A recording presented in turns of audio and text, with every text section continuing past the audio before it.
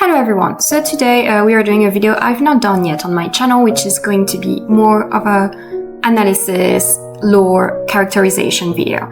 As you know, the latest Love in Deep Space love interest Valko was cancelled, so I'm not going to get into the reasons and everything that's happened because I'm sure there are already lots of videos about it and that's not the angle I wanted to take. But it's true that with Valko's cancellation, I got to thinking a lot about Valko's place in the story, how he was meant to be integrated in the story and how important he was to it. And as you know, in Love in Deep Space, all the love interests have their counterpart. For example, Xavier has the counterpart of Silas, Zane has the counterpart of Caleb, and Valko was meant to be Raphael's counterpart. So it really got me thinking about how Valko could have been integrated in the story and what could have been his relevance into Raphael's storyline. So I decided to make this video in two parts. So the first part is going to be more focused on Raphael, so on Raphael as a characterization. I will talk about his lore a little bit as well here and there. Of course, I'm not going to describe all the myths because else we will be here for hours. But yeah, I wanted to talk generally about Raphael as a character, and then in the second part I will be talking about Valko, about how he could have been integrated in the story, about the parallels there could be between Raphael and Valko, and of course the oppositions as they are counterparts.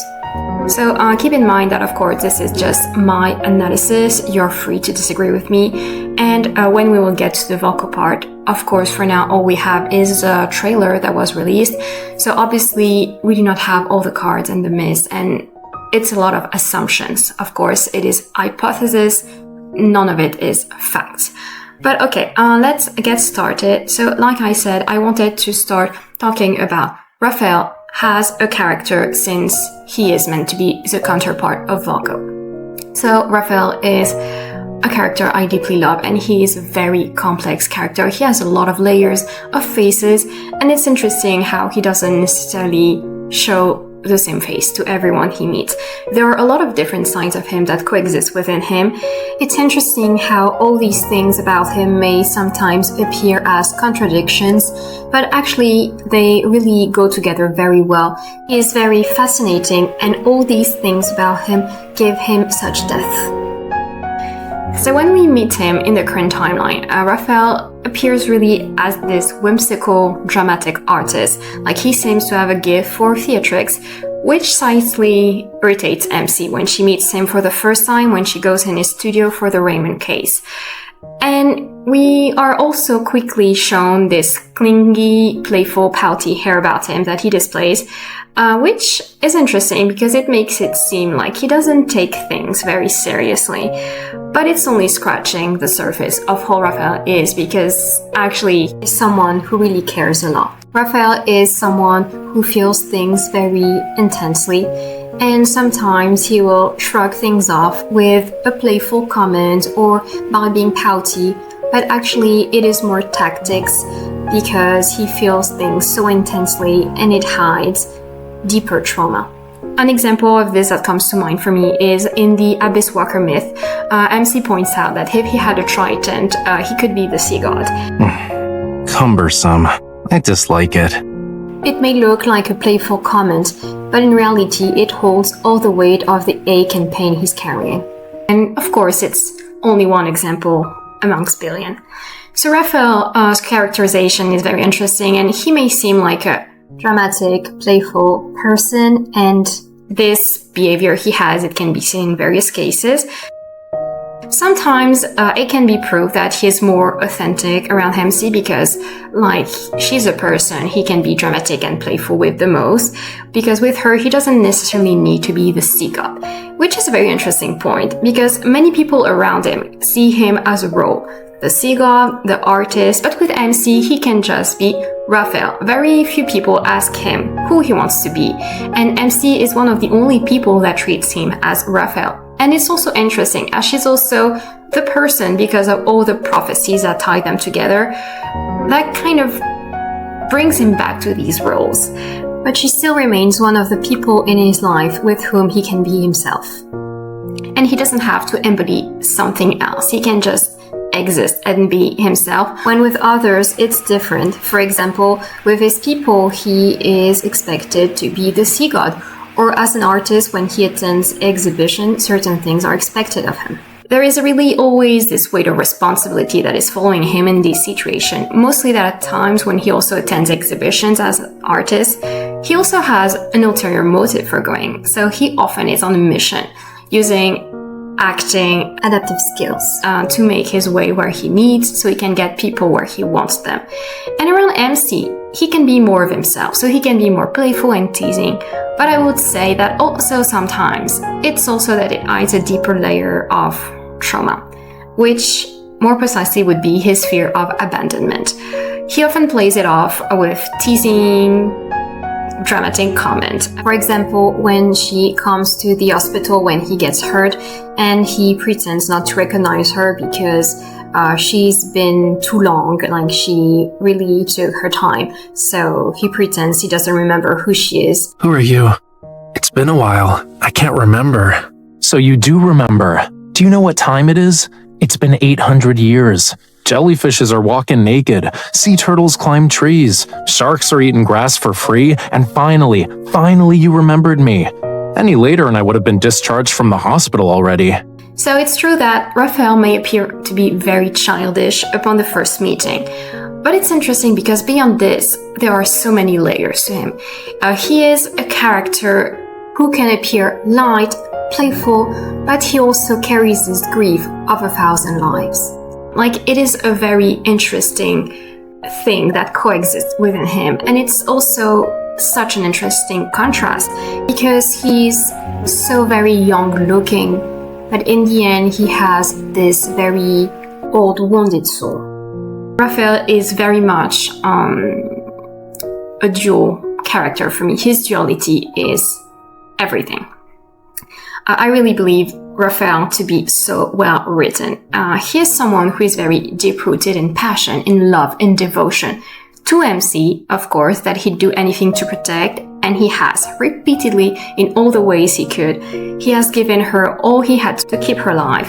For example, when he sacrificed Lemuria to save her life in the Sea God's myth, where he also refused to take her heart again in Abyss Walker myth, even though it would have saved Lemuria, and when he was also willing to let himself wither and die in the Lemurian sea god, so she'd live and Remorio would be safe.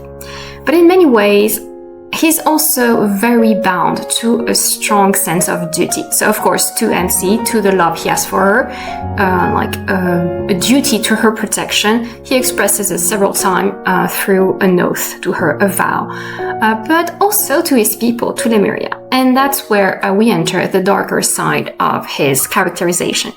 Raphael is not really someone who does things halfway.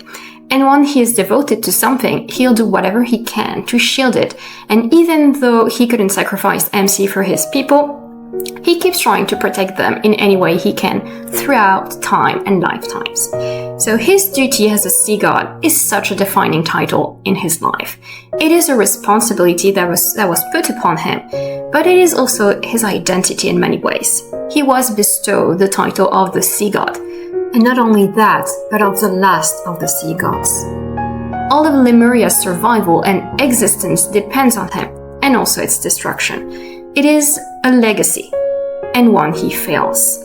He doesn't complete the sacrifice of MC that was supposed to keep the flame of Lemuria alive and make sure it would prosper. And this sacrifice, this ceremony, is interesting because it can also be seen as a kind of a test of some sort. A test that would show his capacity to ascend to godliness by accepting to let love die to protect his people. It, in some ways, showcases that he will not be affected by personal feelings and emotion as a god, but he fails and then he has to watch the destruction of Lemuria because of it. Raphael is interesting also when we compare him to previous sea gods. So we're not going to consider all of them, we are going to exclude the very first one, because interestingly enough, the very first sea god did not perform the ceremonial sacrificial ritual that Raphael was supposed to perform. Actually, we understand that when he died, his loved one, his bound mate, was still alive, which means they have been starting this ritual they are doing with all their sea gods after the first sea god. So it means that the Lemurians are actually doing like in Philos, where they're willing to sacrifice someone, so here MC, for their own survival. So Raphael is interesting among all these sea gods because he's the only one who questioned the way of things and the prophecies. He asks several times things like, are we sure the prophecy is true? Yet what if the legends are incorrect? But he still has to face the consequences of his betrayal, and the consequences do crush him. And throughout all of his myths, Raphael always ends up finding himself in the same position. He has to choose between the person he loves and protecting his people. So no matter the choice he makes, it only ends in pain for him.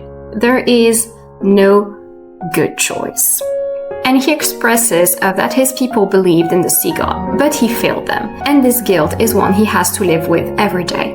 Not only that, but following this betrayal, humans also came after his people and harmed his people by hunting them, snatching off their skills, killing them, and displaying them in their homes like trophies, which will only feed Raphael's hatred toward humans further.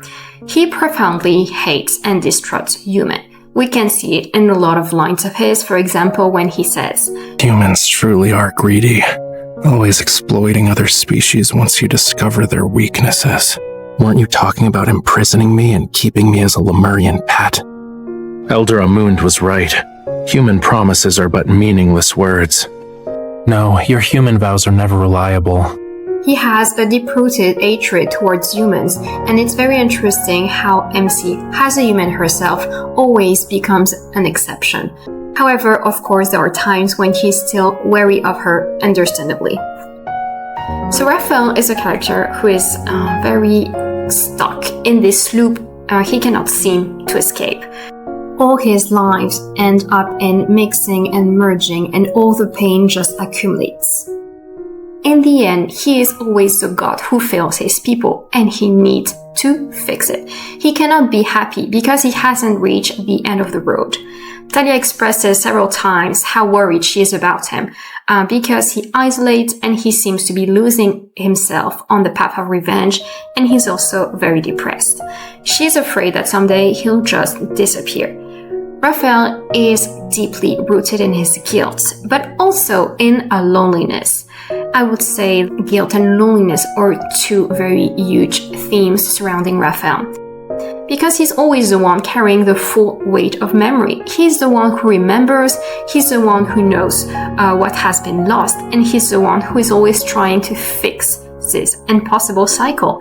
And he's often very alone in all of this. He hides a lot from MC and everyone else concerning all he does for his people, how he tries to find the prophecy, and how he also tries to take revenge for his people. Only in the latest main story does he let MC in a bit more. He keeps a lot hidden. I think there are several reasons for that. First one, I would say, because it's a difficult thing to say to someone who forgot. MC has lost all her memories, of course. With time, she gets fragments and remembers bits and bits. But yeah, at the beginning, she doesn't know anything, so it's kind of difficult to share such things with someone who does not remember. I think the second thing is because he just feels it is his responsibility as a sea god, and he does not want to put this responsibility on someone else. It is his legacy, his duty. But I think it is also coming from a place of fear. Because letting her in all of this, it also means letting her see all of the darker parts of him. And he has to grapple with the idea of, will she still like me if she knows who I really am? What if she cannot accept who I am and leave me? There is, of course, this line that Raphael says that shows this very well, which is, will you still like me no matter who I become? Will you still like me no matter who I become? Raphael struggles a lot with not being accepted, understood, and being abandoned. So letting her in all of this is a big leap of faith and trust on his part, and one he could only take when he was confident enough in her love to know she wouldn't reject him when seeing all he could be. MC, of course, shares Thalia's worry, and in the main story, she supports him and accompanies him in his quest for revenge. And this is very important because, one, by doing so, she sends him the following message, which is, I see the darkest parts of you, and I still love you. And also because she understands that all of this haunts him, and he needs to see it through. There is no other road for him to take. He cannot. He denies himself from being happy because, in his mind, there is unfinished work. Lemuria remains unavenged, his people remain unprotected, the prophecy remains unsolved. Until he can somehow reconcile those impossible obligations with his love for MC, every moment of peace feels temporary, almost undeserved. It is his duty, his legacy, as the last god of the sea. And it is also where his art takes another form entirely, because it is a media where he can express what words cannot. It carries his scars, his emotion, in a way nothing else can. Because all he feels, it is so much. It is so difficult to push all of these things on a person. So the world of creation enables him to feed his pain. The bond is also, of course, a powerful motive in his relationship to MC. First, it is meant as a divine bond. It is needed for the sacrifice to take place and Lemuria's flame to thrive. And interestingly enough, the sacrificial ceremony ends up in MC dying and the bond being broken. That's what keeps the flame strong and going. So in that sense, this bond is also tied to tragedy in the Lemurian's prophecy. It isn't just a symbol of love, but it also ties together many things. Of course, there is the mythical aspect of it. But there is also such devotion and trust woven into it, because it gives MC the power to control him, a god with mighty power. It is not nothing. This bond between them is a thread that ties them through timelines and reality. They can always feel this connection to each other. We can see it, for example, as they can communicate when Raphael is trapped underwater after being sealed by MC in the Lemurian sea god myth. They can still feel each other and communicate. And we can also see it, arguably, when they meet in the current timeline. They meet when they are both children, and Raphael is being saved by MC as a child when he's trapped in a net in water. So this begs the question, what are the odds? Fate. It is also interesting how in the sea god myth, Raphael makes this distinction. Lemurians don't fall in love with people they are bound to. 'Tis a human fantasy. This really puts into perspective the ceremonial aspect of it. It's not about love, but about devotion and sacrifice. And yet, in the end, it is. Another line, not long after these, actually contradicts that idea. They are at the Human World Festival during the sea god myth, and Raphael literally gives MC an out. He asks her if she wants to stay on the surface and says he can distract the guards. He tells her, I need only one follower. It doesn't have to be you. Which shows his attachment to her. He's effectively giving her an escape plan, even though it works against the sea god's interests. He claims the relationship is only about duty, but he keeps making choices that prioritizes her over the role she's supposed to fulfill.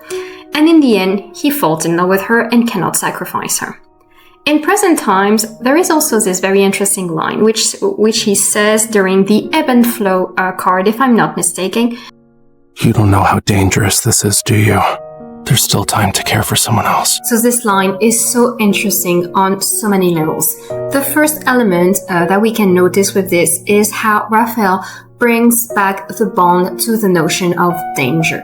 He really relates it to it. And of course it makes sense, as this bond originally should have ended in MC's death.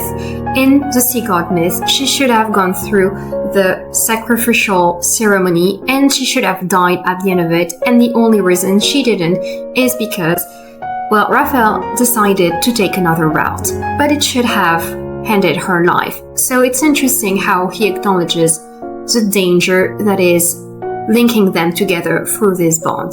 The other interesting point is, here again, he is the only one who remembers. She has no memory of their pastimes at this point, only he does. So here again, he's giving her an out of caring for him, of this bond, and that's a very interesting thing. And lastly, I think this comment also comes from a place of fear.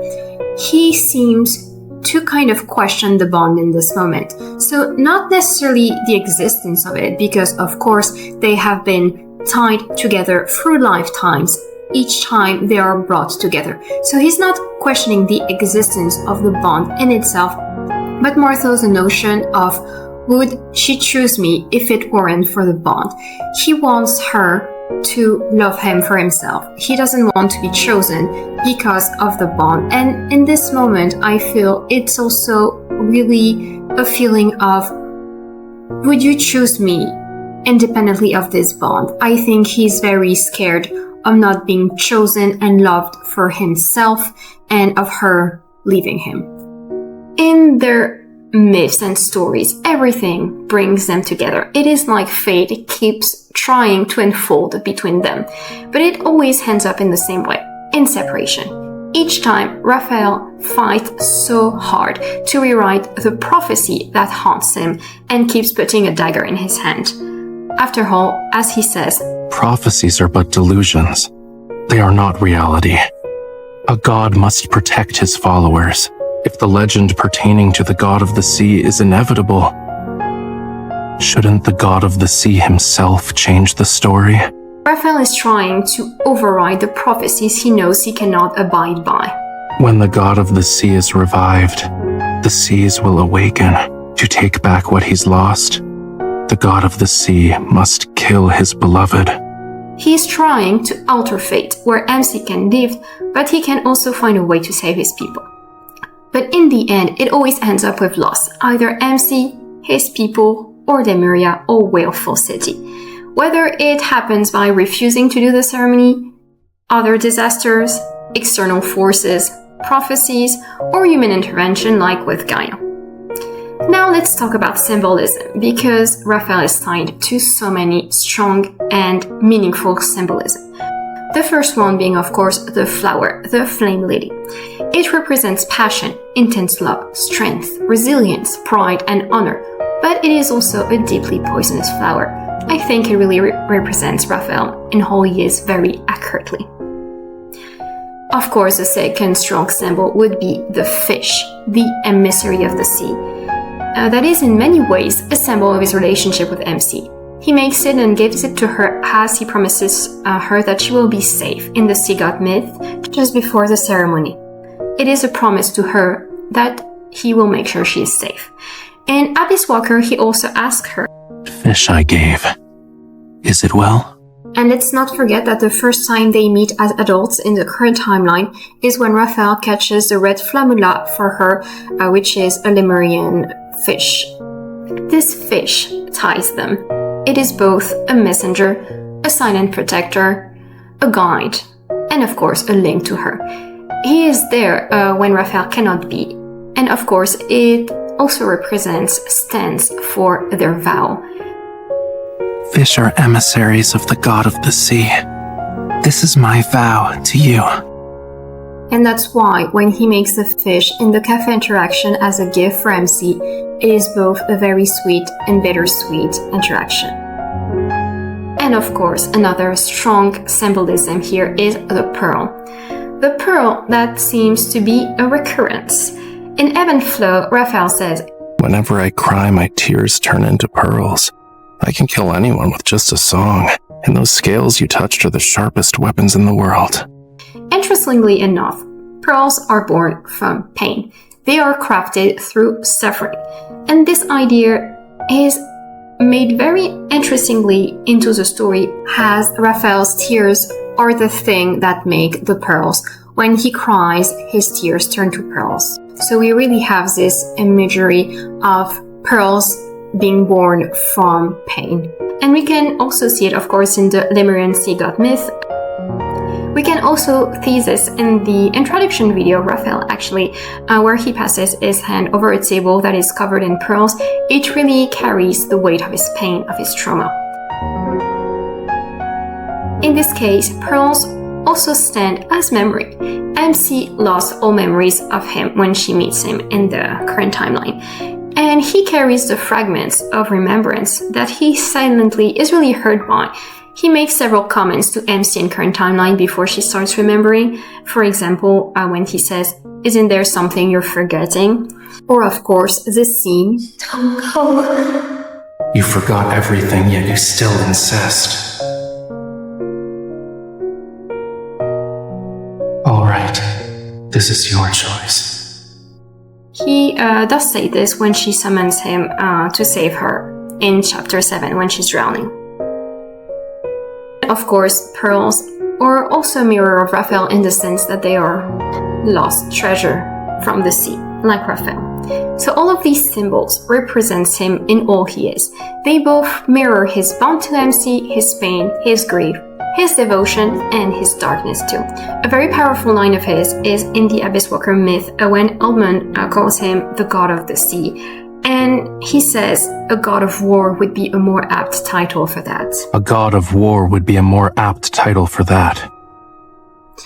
I know this may not be a point where everyone will agree with me, but Rafayel is, according to me, one of the darkest love interests and the most ruthless. Many people see his cute, playful side and think he wouldn't hurt a fly. But I'd argue he's one of the most dangerous and cold of the allies. So I'm not saying he isn't loving and devoted, because he is. His loved ones and his people get to experience his selflessness, his care and his devotion. But his enemies see the other side of him. He is someone who isn't afraid to manipulate, to use his arts to kill without an ounce of hesitation. He is like a siren. He will use his arts, his voice, his paintings, his acting skills, his capacity to adapt, to drown and kill all those he wants revenge on. They do not stand a chance. Okay, now we are going to move on to part 2, which is, how about Valko? How does he and Rafayel interlap? So the first thing I would like us to talk about is element symmetry. So Rafayel is a character that is deeply tied to the ocean, to the ancient, to the divine, the sea, prophecies. And then we have Valko, who is surrounded by metal, technology, industry, the future.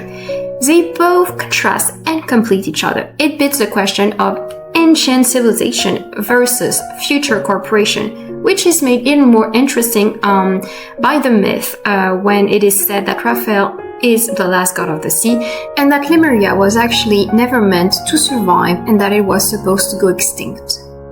So where Rafayel is defined by memory, sacrifice, and a lost divine past, Valko points more towards instinct, technology, and an engineered future. Rafayel's existence is a lot about preserving something that is gone. Lemuria upholding his duties, keeping promises. He's always looking backwards. However, Valko, on the other end, may be more focused on the future. He and Core seems to me to be a company that could evoke the idea of a new era of core technology. It could be creating something new versus preserving the old. I also believe Valko wasn't likely meant to be a character that was supposed to exist in isolation. I think his role as Eon's core CEO must include maybe a scientific storyline, probably tied to MC. Maybe it could also give another more technology perspective that would add to Rafayel's themes of ancient myths and legends and prophecies. The evils are also quite interesting to think about. Rafayel's evil is fire despite all of his ocean symbolism, when Valko's is metallization, which makes him very physical and industrial. And these two powers are both opposites and intertwined because metal needs fire to be created. Fire melts metal. It seems like a natural opposition, but they're also kind of codependent too. I think another thing where we can find similarities between Valko and Rafayel is the theme of survivors, leaders. In their differences, they both seem to be kind of a last survivor. Rafayel is the last sea god. And of course, as I said in the beginning, it is all assumption at this point, so don't take what I'm saying as an established fact, it is hypothesis. But we could consider that Valko could be the last representative of whatever werewolf genetic line he belongs to. It is possible that both of them have a duty of preserving an endangered people or a lineage, even though they might be doing it in different ways. Rafayel may be more through the mystic and prophecies that he tries to rewrite, and maybe Valko would be more through science and technology. Of course, they are also both leaders. Rafayel is a god, a sea god, and Valko is at the head of the Aeon Core company. So perhaps he could be an alpha, which is still a leading role. So they are both characters others may look up to for guidance to protect them and save them. It could almost bid the question that it could be the end of gods. There is a lot of science involved, which is seen across Ether Cores, Evils, companies like Aeon Core, Gaia, Ever, where science meets technology. Maybe we have the idea that humanity and science are replacing myths and beliefs. The old world versus the new technological one, Rafayel versus Valko. They could be two different ways of resisting extinction. Rafayel may be resisting by remembering he keeps love, history, and Lemuria alive through memory, devotion, sacrifice, and revenge, when Valko might be through evolving. If Aeon Core is pushing humanity beyond its technical and scientific current limits, he could have believed survival required transformation. Rafayel's approach preserves identity when Valko's could be more about adaptation. Another thing they could potentially have in common is the notion of imprisonment. I have this hypothesis. I feel they could both be stuck and imprisoned by something out of their control. Rafayel is constantly fighting destiny, prophecies. He is trapped into it. And I feel like Valko may experience a similar sentiment of feeling trapped in prison by some situation. Maybe it could be centered around genetics, technology, or even instinct.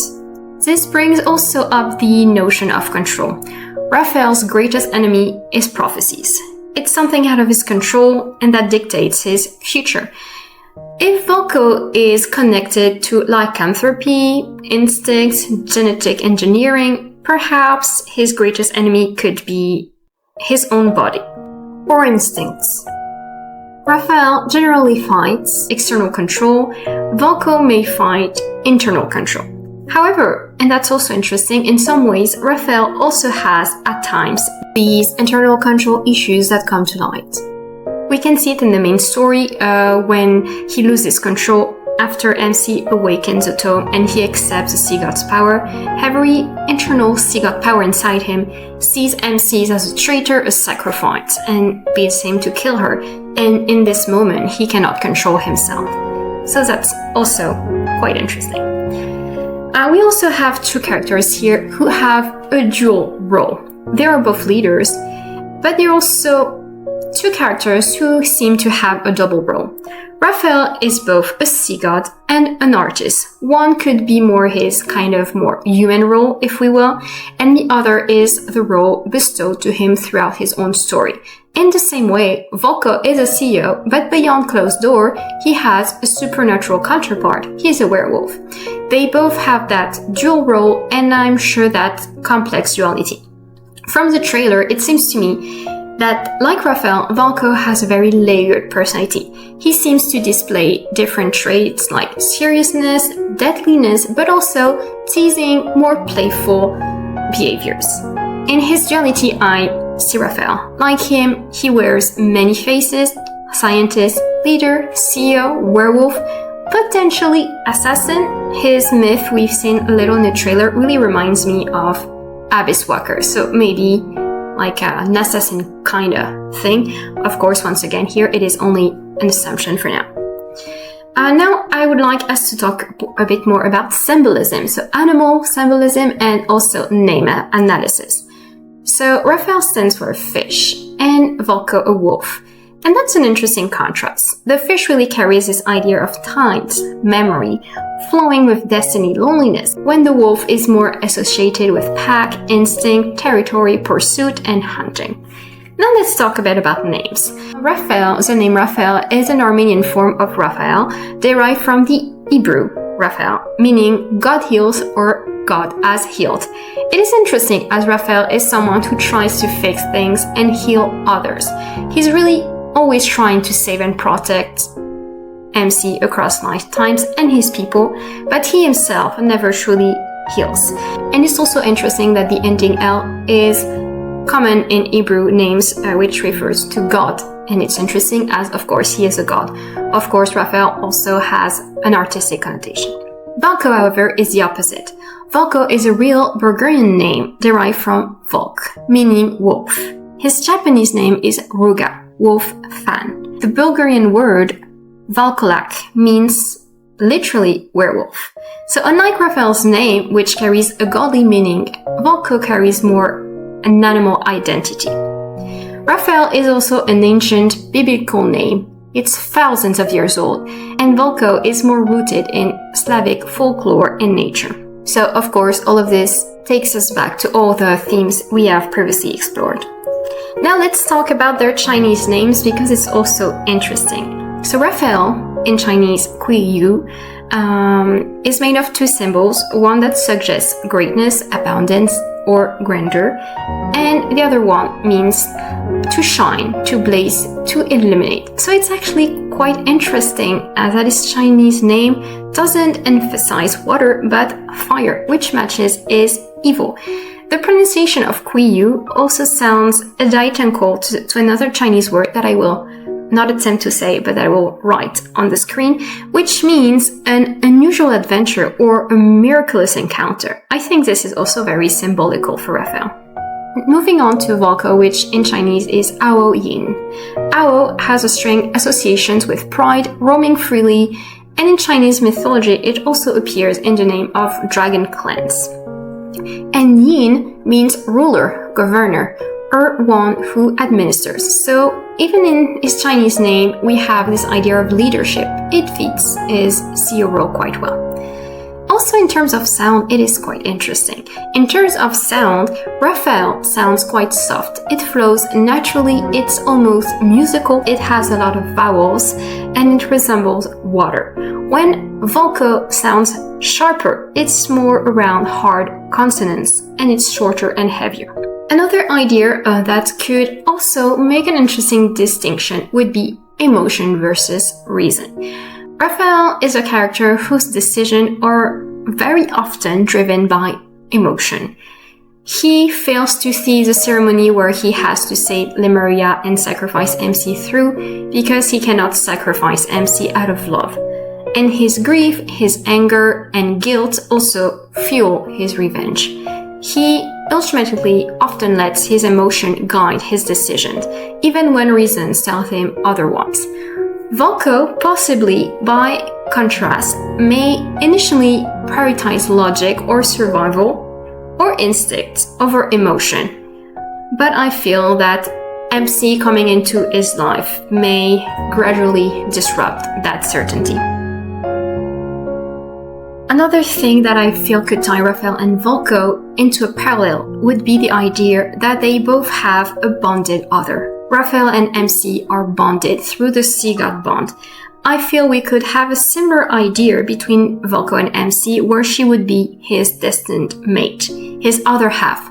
It would be a bond beyond a feeling of love. It could be a recognition that is almost outwardly. And based on this shot of the trailer with Valko that says genetically locked, forced to obey, I feel we could have a similar idea than with Raphael and MC and the bond where she can activate the bond to force his hand to do something. I feel we could have a similar idea here, but through genetics, where they'd have this bond that would force him to obey MC. So Raphael and MC, they are bonded on a soul level. It is spiritual. It is a prophecy. Fate. It's an idea of fate, destiny that keeps bringing them together. Valko and MC's bond could be a more genetic one. Smell is mentioned a lot in the trailer. It seems to be that something that ties them a lot together, like he smells her a lot. Like there is this thing between them that is also associated through the senses and smell. So there could be an instinctive attraction that would be more biological. So Rafayel stands for a remembrance of souls. Valko could possibly be more of a remembrance of bodies. So I feel that Rafayel and Valko may not just exist as contrasting love interests, but rather they could embody two different responses to one existential question, which would be, how do you save a world that is disappearing? How do you protect yourself and the people you care about? So Rafayel answered this through memory, devotion, and preserving identity. Valko may answer through adaptation, evolution, and transformation. One may be more fighting to ensure the past survives, and the other may believe survival depends on becoming something new. But even though their methods differ, they are both driven by the same force, which is, I believe, to protect what they cannot bear to lose. So it is both a quest of identity and protection, and it begs the question, when all is said and done, what survives? So we are reaching the end of this video where we talked about Rafayel's personality and characterization, and also, of course, his parallels with Valko, how they could be both a contrast, but also two characters that would be very needed to each other's stories. So I hope you enjoyed this concept, and of course, do not hesitate leaving me your thoughts below.